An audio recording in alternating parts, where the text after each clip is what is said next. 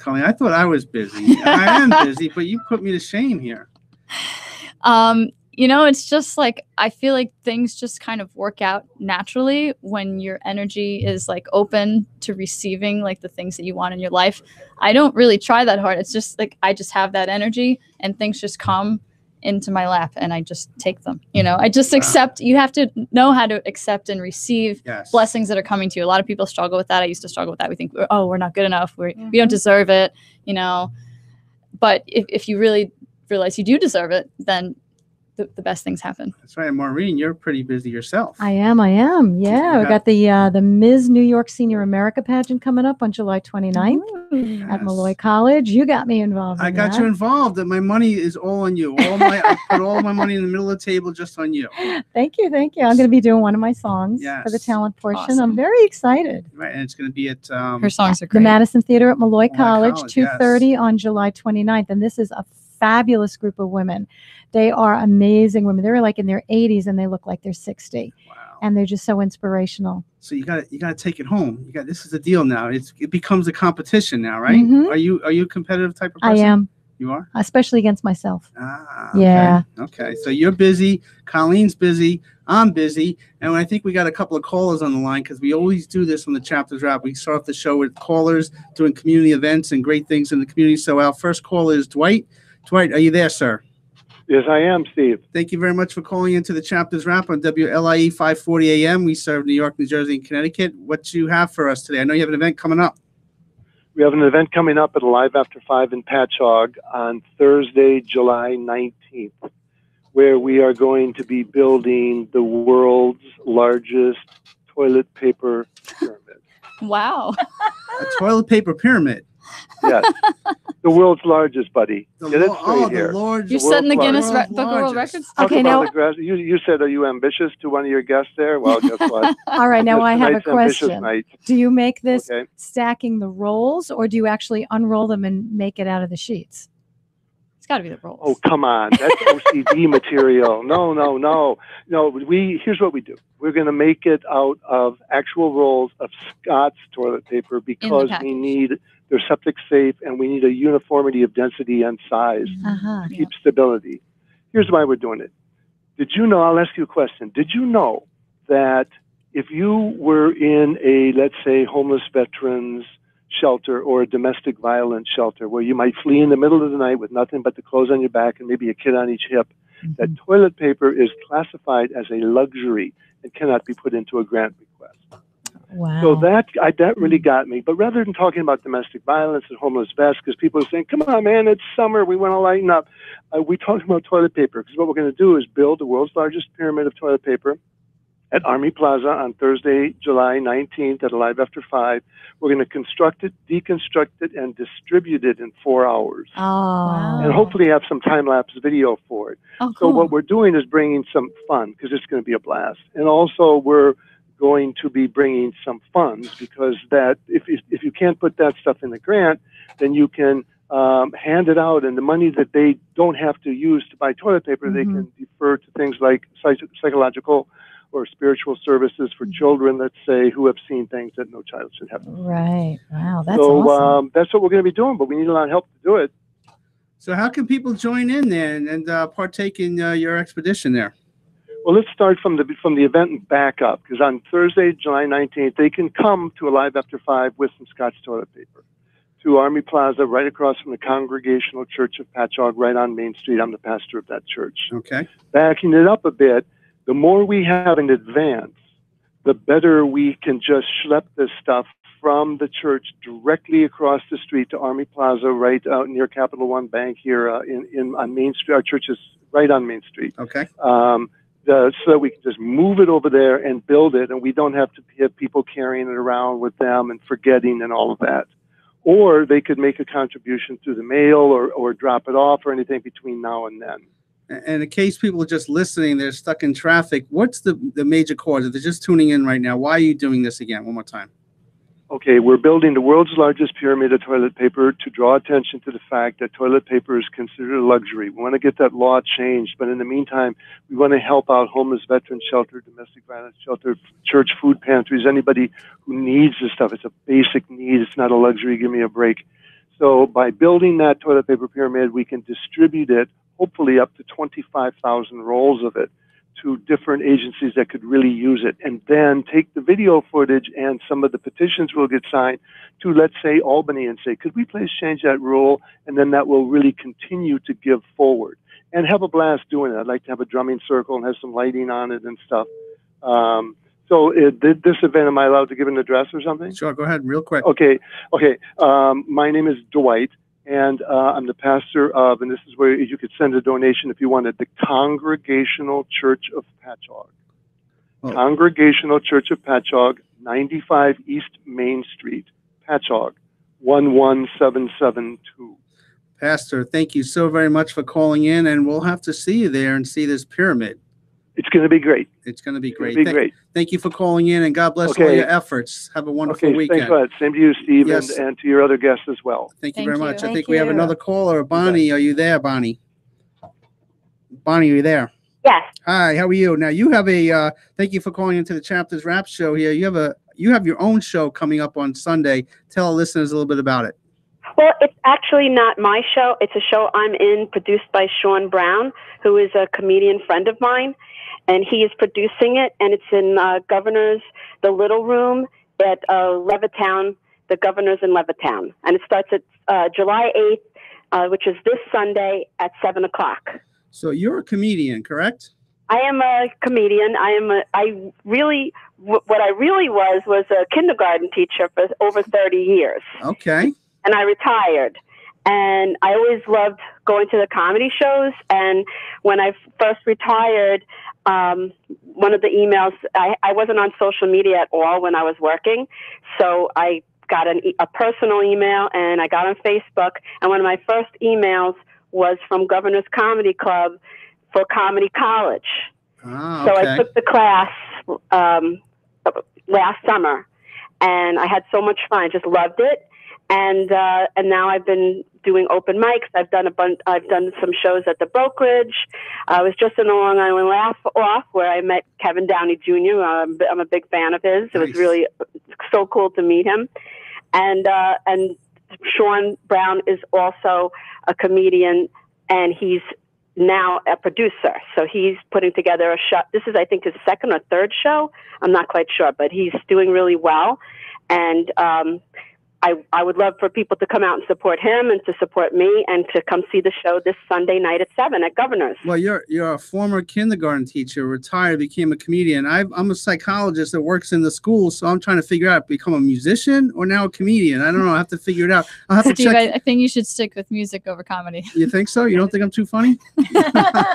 All right. Well, anyway, we're going to check you out, Bonnie, at Governor's on Sunday night. So thank you very much again. How can people get tickets? They could just Google Governor's Comedy Club. They could do it online. They could actually call the phone number and reserve their seats by credit card. Just Google Governor's Comedy Clubs, just Governor's in Levittown, and all the information will come up. But they just have to know the date. They have to say the Little Room, and they could put my name, Bonnie Scalisi, as who they're coming to see, or they could say Sean Brown. Anyway, and they have to reserve a seat because there's a limited number of seats, and if it fills up, then you can't just come to the door and get in. All right. Well, we're hoping it's a sellout for you. So thank you very much. Thank you so much for having me on. I really appreciate it. Yeah, we have a great weekend. We'll see you Sunday night. Knock 'em dead on Sunday. Thank you so much. Bye-bye. We're going to take a quick break, and after the break, Dave Revels, formerly of the group The Drifters. Stay with us. My name is Joseph Michael, professional photographer and the founder of Just Smile Project. Just Smile Project focuses on photographing kids with special needs. Our goal is to make happy memories because everyone needs to smile. We make it easy and hassle-free by coming to you in our mobile portrait studio truck equipped with a lift for special needs assistance. The truck is also equipped with different types of lighting for sensory situations of special needs. Just Smile Project wants everyone to share their smiles. We make them feel like a rock star, and to see their faces light up with excitement and enjoy is the best feeling anyone can ever experience, especially the rock star. Just Smile Project wants everyone to cherish those memories forever, which is worth the world. If you have a family member or you know of someone with special needs and think they would love to have Just Smile Project capture their awesome smile, please contact us at 888-294-7575, or you can visit us online at www.justsmileproject.com.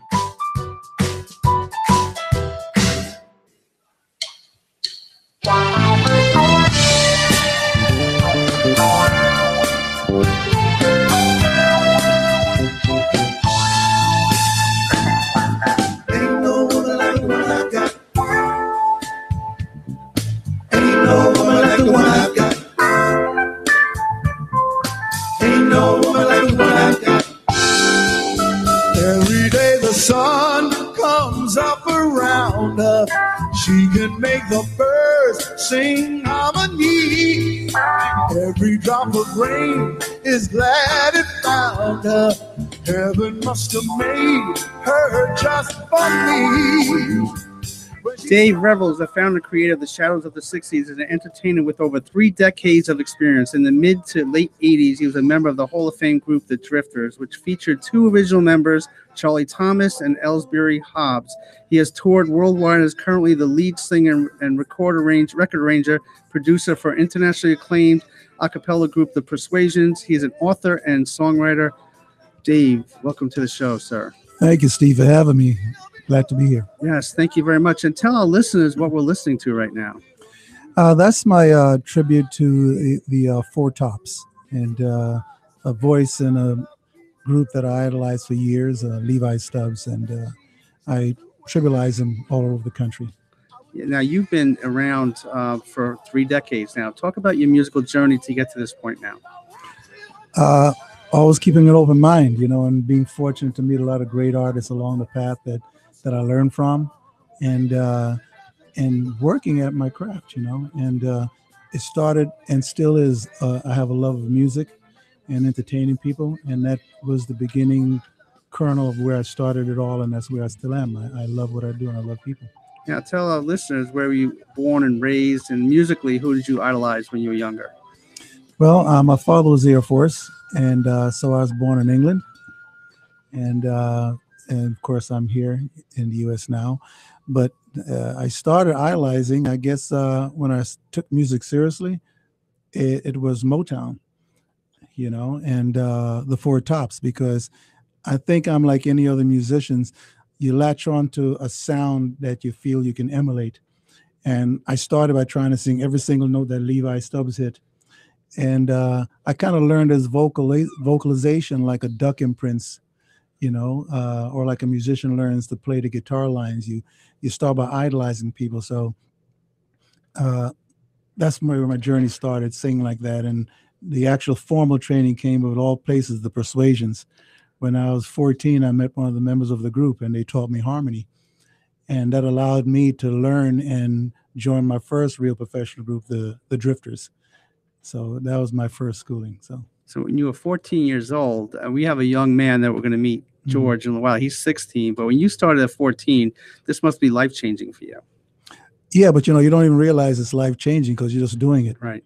But years later, when you reflect back, you go, wow, I met this person and it really changed the course of my life. And for a young man like that, that's what's going to happen to him. He's going to meet interesting people that's going to educate him, and he won't even realize he's being educated at the moment. It'll just be an experience. And when he gets older, he'll look back at it and go, wow, that person really put me on the right path. Did you have any formal training in music, or it was all by ear that you were taught? My formal training came from working with great people. One of the first experiences I had was with a guy named Jimmy Sigler, who was Bunny Sigler's brother. Bunny Sigler was a staff writer for the Sound of Philadelphia. He wrote Love Train, a whole bunch of other hits. And Jimmy Sigler was Dinah Washington's musical director. And he wrote a play, and I met him when I was in college, Brooklyn College, and he asked me to, I auditioned for it, and I became the lead in that. And I learned a lot of disciplines from him working with the pianist. Sure. I learned from him how to phrase and how to be patient and wait, let the music do his thing, don't rush. So I learned a lot from that.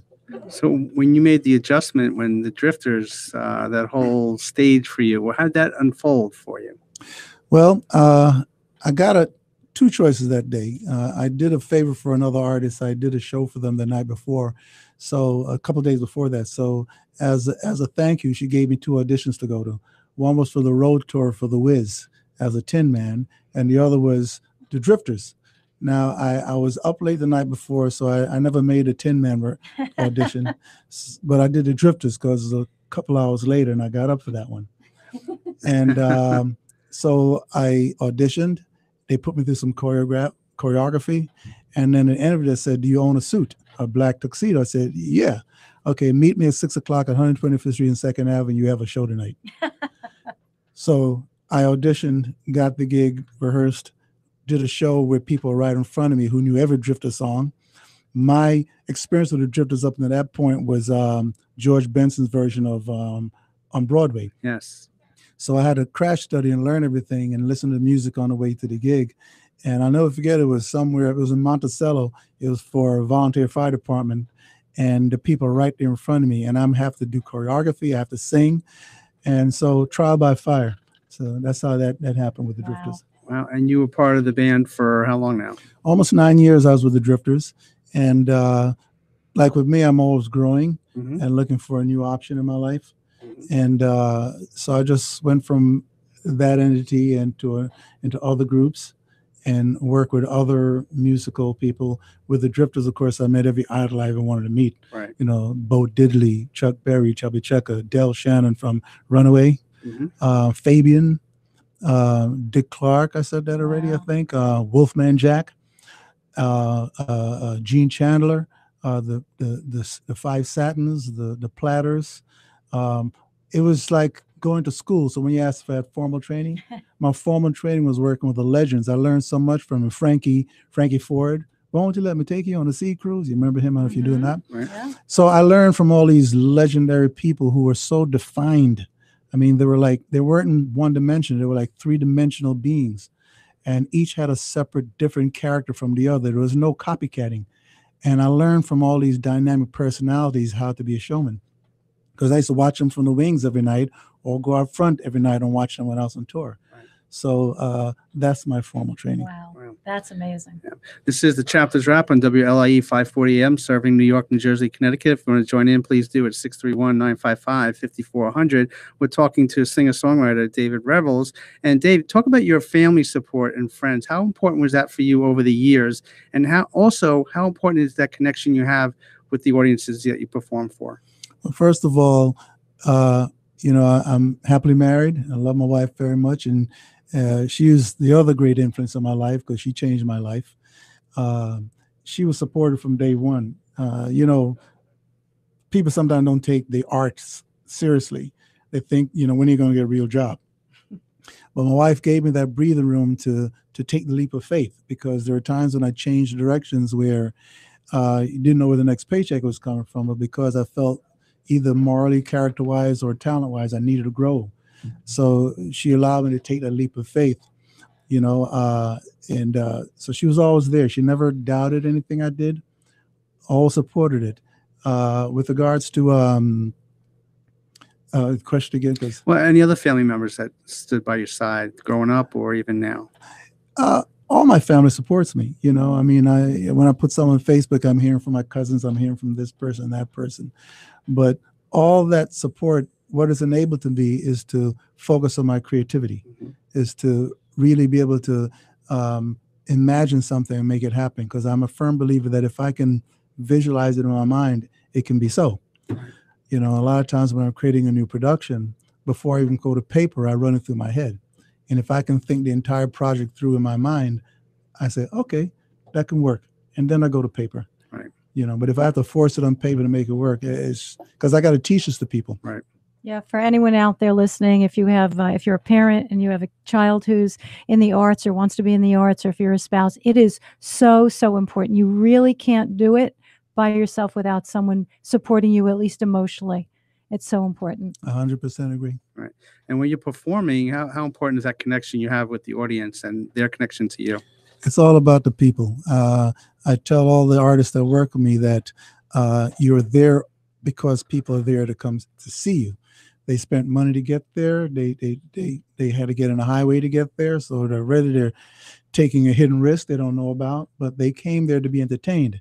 And as an entertainer, you've been blessed to give something to lighten people's spirit. Artists, we play a very important part in the world. We are able to express things that people feel, whether it be sadness, happiness, or trepidation or fears. We can put it into art and bring it to life for them to examine it and look at their problem and take it apart. That's why somebody says, and the thing about art that I admire most is that no two people view an art piece the same. Right.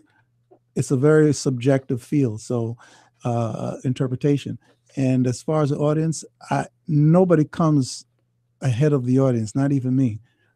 So important to me is to give everything I have to people, because you never know why someone came to a show.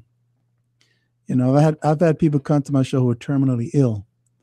You know, and they came to be cheered up. People were depressed, and at any night when I'm signing autographs, they tell me, you know, you really made me feel good.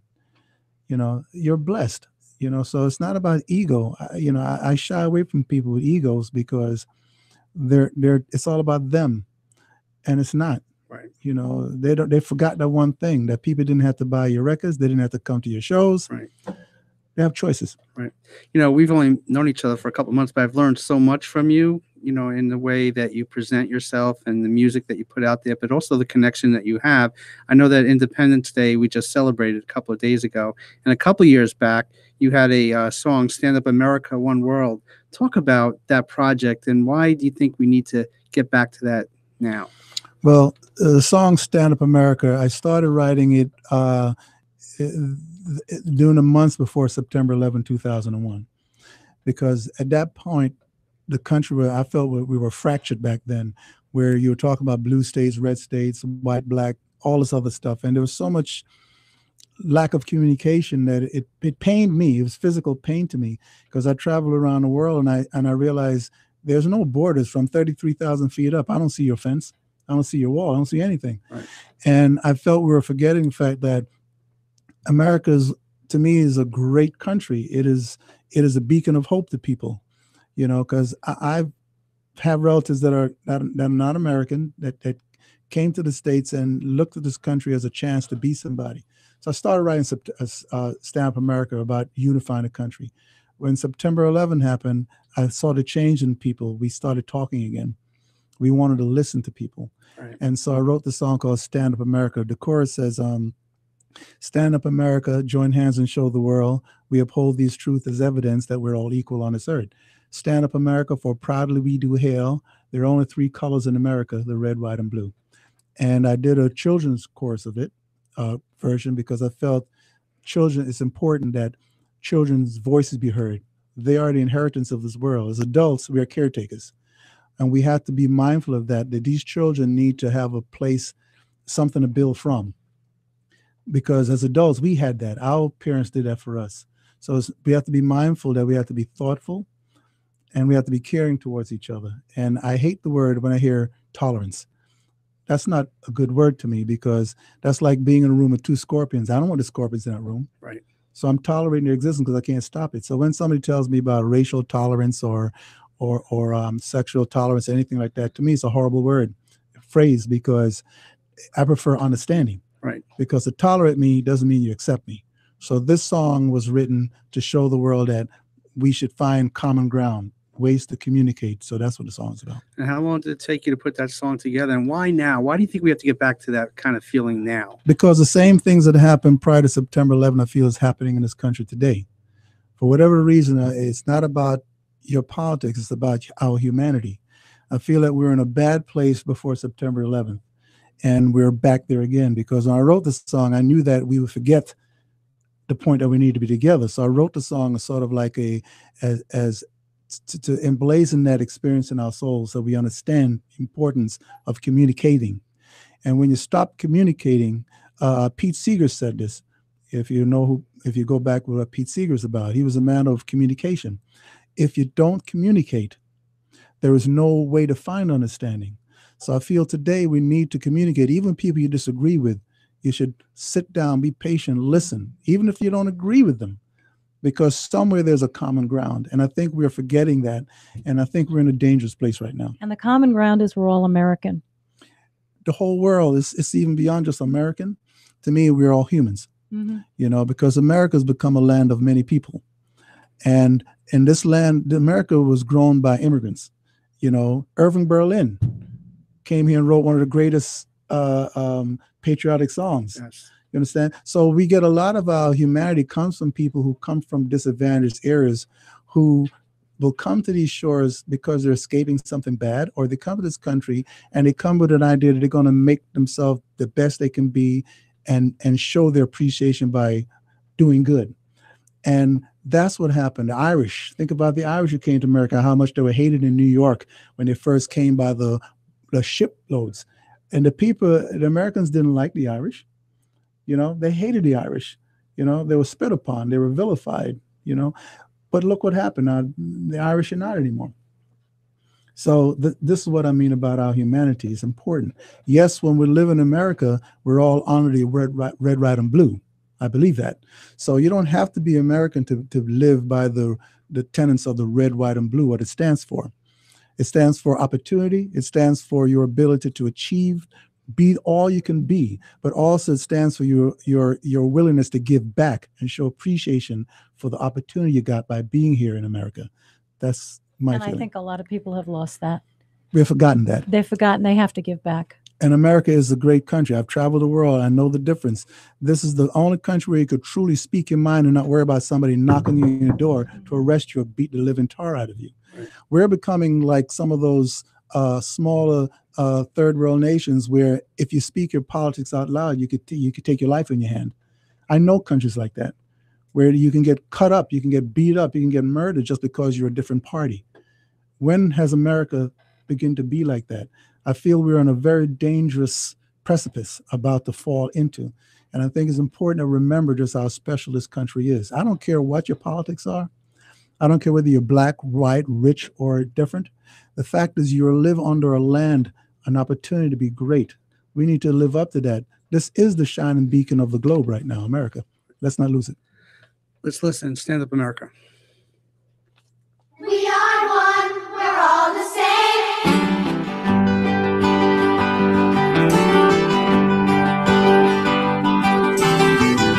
I've traveled all across this land, though I haven't spoken with each and every man. Still I have learned to sing the truth, which covers old and covers new. That we are one, we're all the same.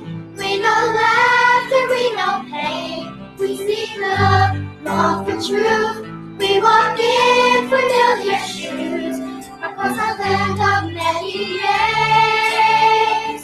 We're no different, we're all the same.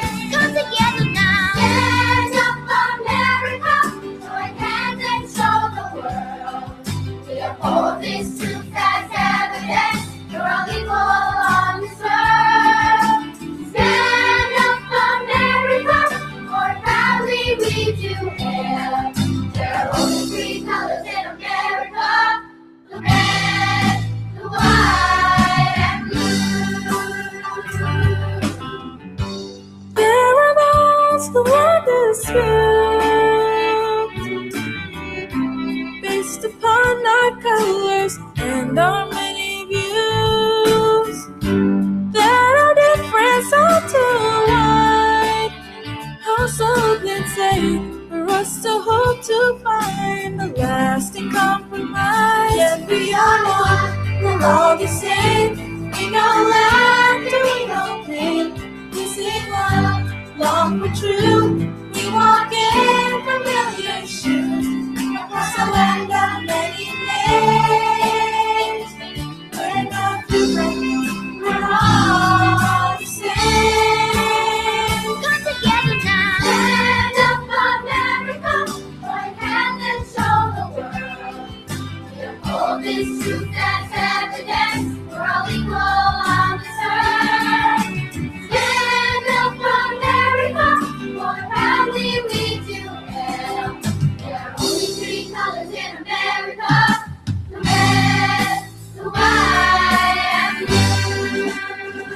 Take a look around you at our gathering strength. Through the growing storm, feel the glow that burns. And when your neighbor needs you, be quick to lend a hand. Build a bridge forever needed, and then the broken down.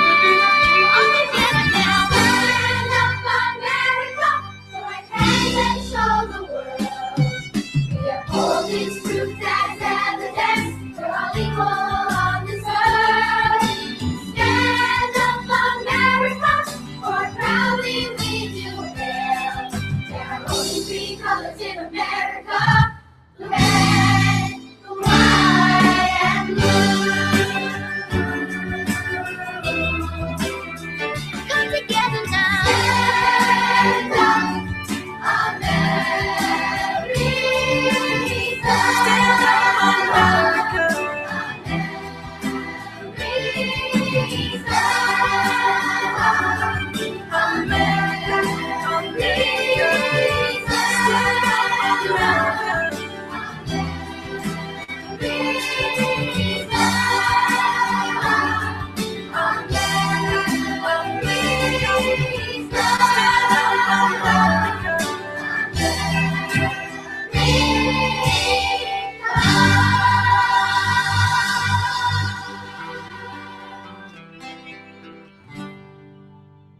Dave, that's an amazing song.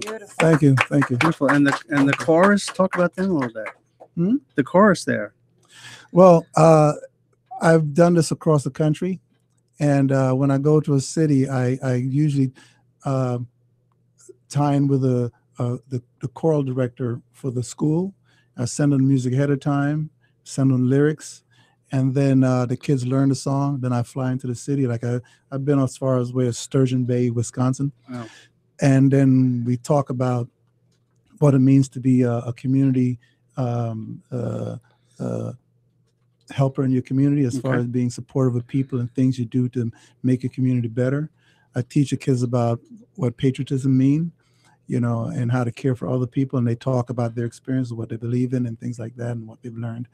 And then we rehearse a song with the kids for the first time with me there. And so whatever city I went into, it will be the kids from that city, from that school That's district. beautiful. In Sturgeon Bay, it was all the kids from elementary school all the way to high school. It was a great experience. So yeah, it's like that. Well, it's a great song. And how can people get a hold of you or the song? And also you have a cruise coming up, so you could share that a little bit. Yeah, they can go to my email. Just email me at revelsmusic@gmail.com. That's REV like Victor, ELS like Sam, revelsmusic@gmail.com. And they ask me any question they want to, and I can arrange things for them. All right. The cruise, that's the Motown tribute production I have touring all over the country. I did one last year, and I found that when I tour all over the country and did these shows, I'm only spending one night with the fans. So I figured, why not spend a week with the fans?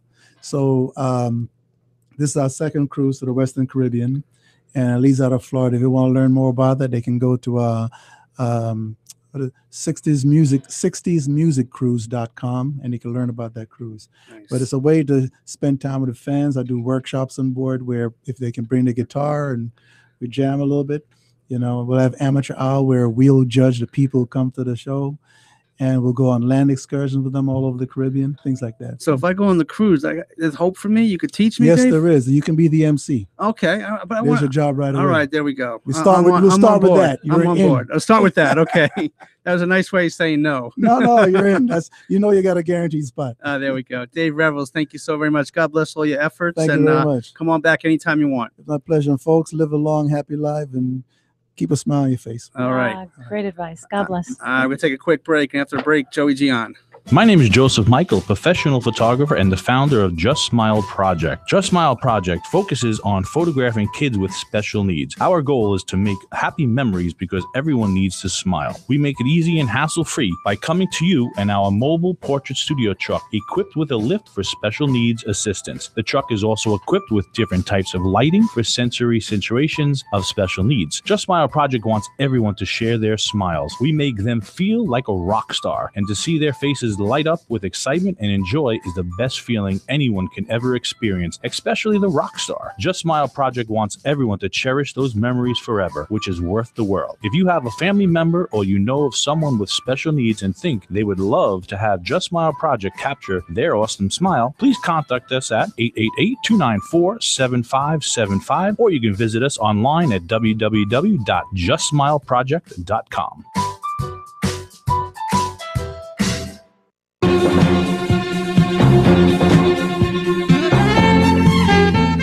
We are back here in the Chapters Wrap, and that's the theme song of Knots Landing. We have Joey Gian in the studio. He's an actor, singer, and probably best known for his role as Detective Tom Ryan in the television series Knots Landing, as you're hearing. He appeared on the program from 1989 to 1991. Again, in 1993, Gian was the male vocalist champion in 1986 edition of Star Search. You've been on Hooperman, Beverly Hills 90210, 1996. But music is your passion, sir, isn't it?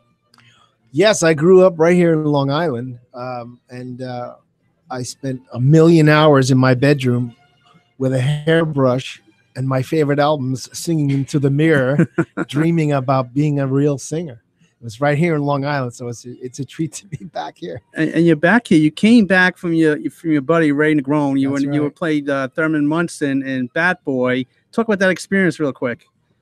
Oh, it was a thrill. It was a thrill. And Ray and I go back many, many years. He's a brother to me. And initially, I just thought he was doing a one-man show, and he asked me to sing a song. So I was so excited to come out here and just support his one-man show. Right. And then all of a sudden, 2 weeks later, he said, no, you know what? We're going to do a musical, and I want you to play Thurman Munson. I was like, oh, my, that's 2.5 weeks away, bro.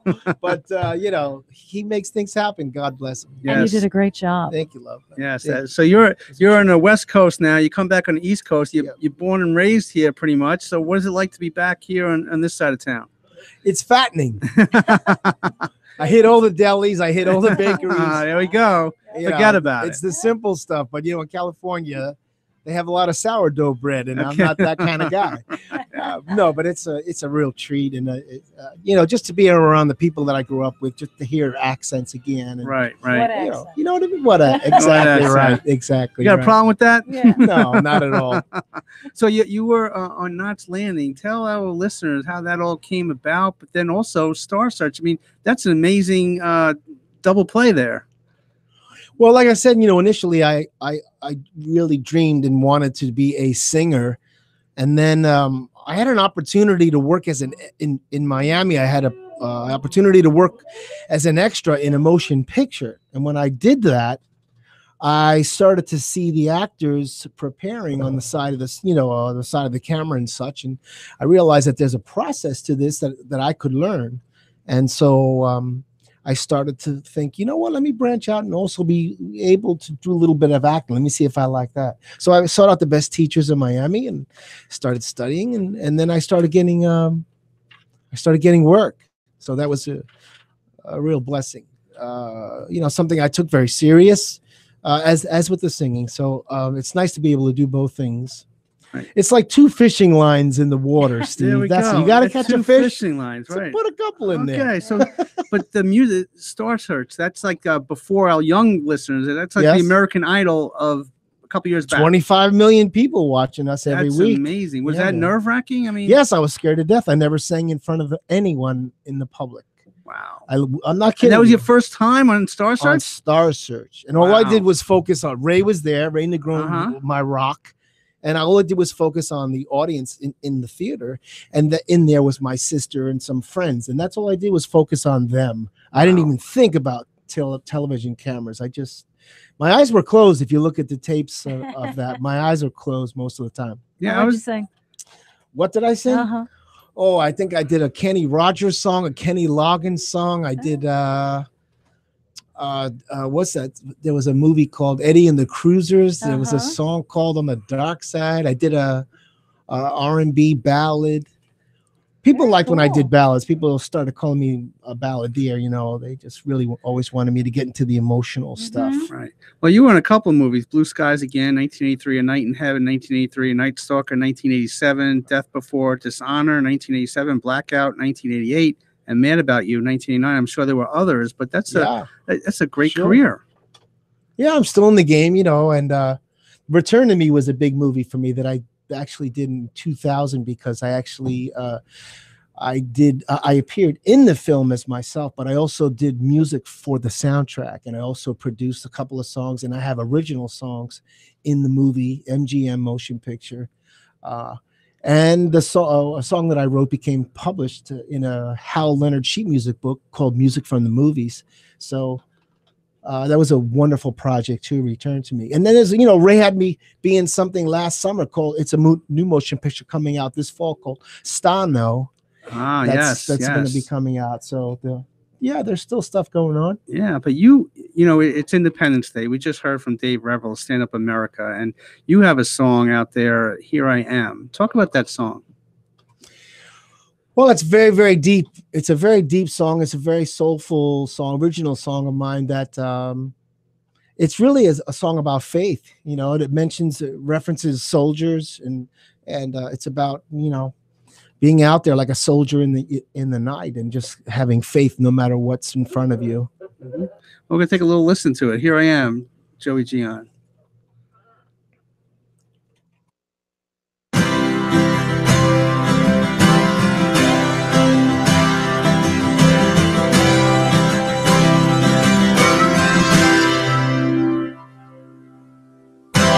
Standing at the corner, waiting for a ride, carry me away. Thinking about tomorrow, at the end of the day.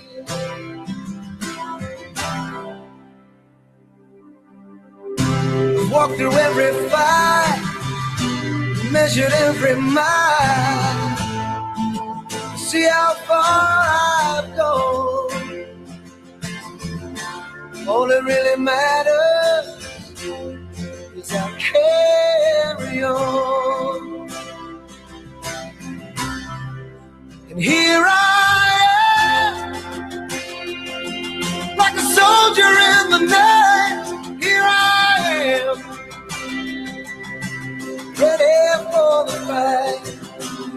You must be the master plan. Here I am.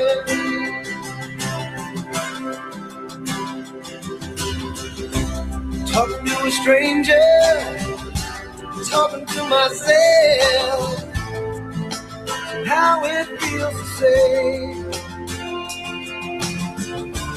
here at the crossroads, no one knows your name.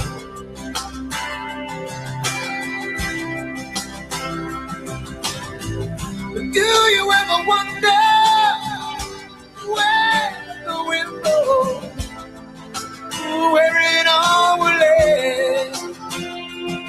Someday I'll find the answers, you won't be back again. But here I am, just like a soldier in the night. Here I am, yeah, ready for the fight. Oh, must be the master plan, 'cause here I am.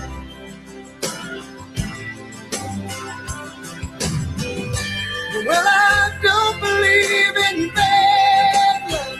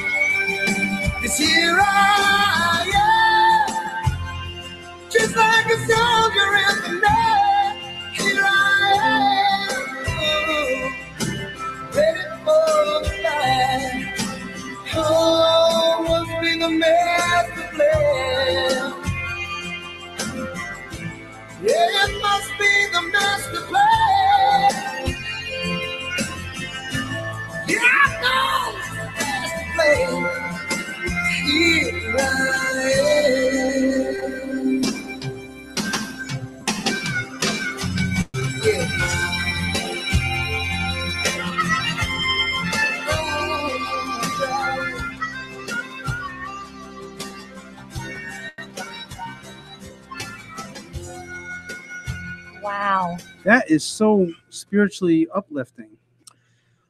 Well, thank you for that. You know, that's my hope is to touch people with the music and for you to feel and to heal and inspire, those type of things, you know.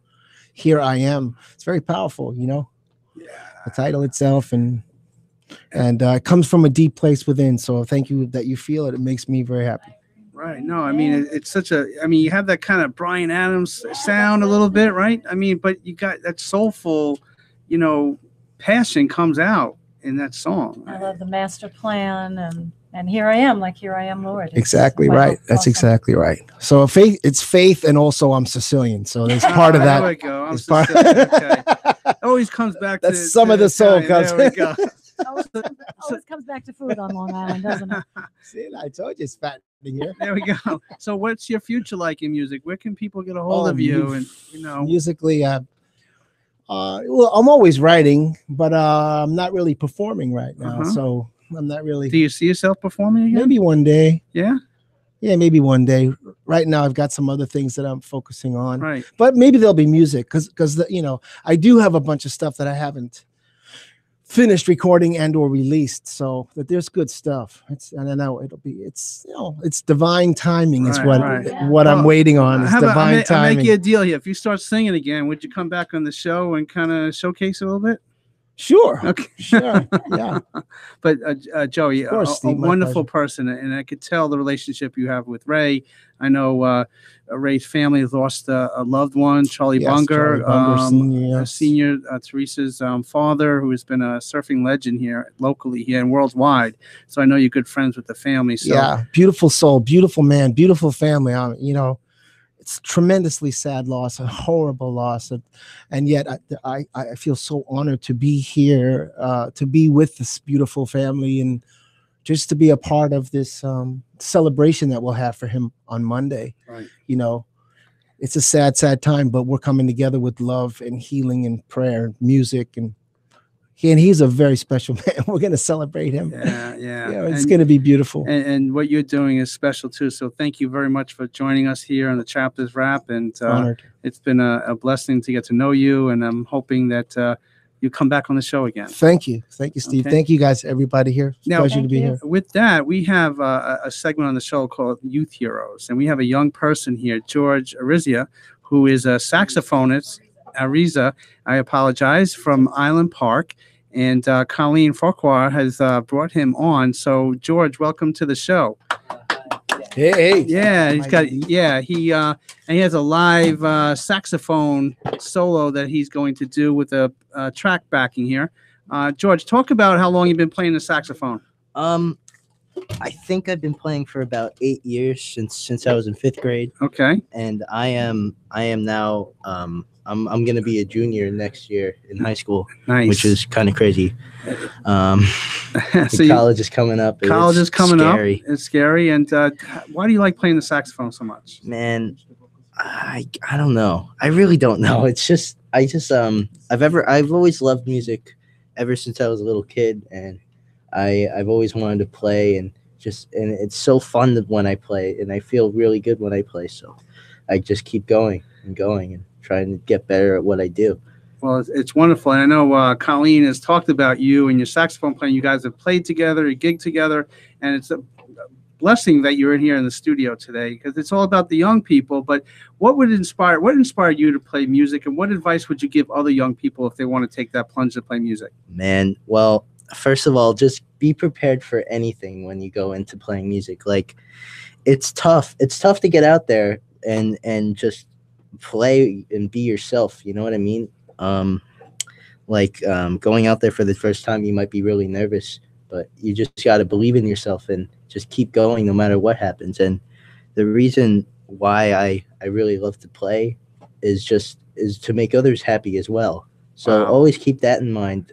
To keep other people happy as well, like to change people's feelings with your emotion, with your playing is a really wonderful thing that very few people can do, you know, and if you can do that, it's so fulfilling. That is a true blessing what you just said. George is an old soul, I can tell. Yes. Wise beyond his years. So I asked Dave Revels this question, and I'm going to ask you the same question. When you perform in front of others, why is that connection so important to you? Man, well, there's nothing like going up there and just killing it when you're on stage. All right. I'm not gonna lie, it's really, really fun. All right. But not only that, but it's super cool to see that other people support what you do and are liking what you play. And it's important not to forget where you come from and all those people that went to see you. You know, you always got to keep them in the back of your head while you're playing. And it actually motivates me sometimes. Wow. Like, if it's a dead crowd, if there's no one there, you know, no matter how much you feel it, like, you just don't sometimes, you know what I mean? Right. So it's very important to always have that crowd in the back of your head, even when there isn't one, so that you could really play out. And it feels good. It feels good to remember. It feels good to feel the presence of those people, even if they're not there, because they support you and they come to your gigs. So never forget them. That's wonderful. Now, we have a segment called Taking Us Home. We're just about out of time here, but you're going to take us home with what song? Oh, I'm going to take you home with Tune Up by Miles Davis. Okay. Very good song. I love it.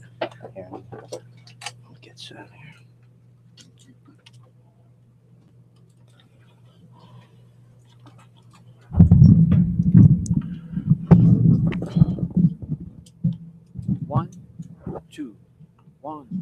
One, two, 3, 4.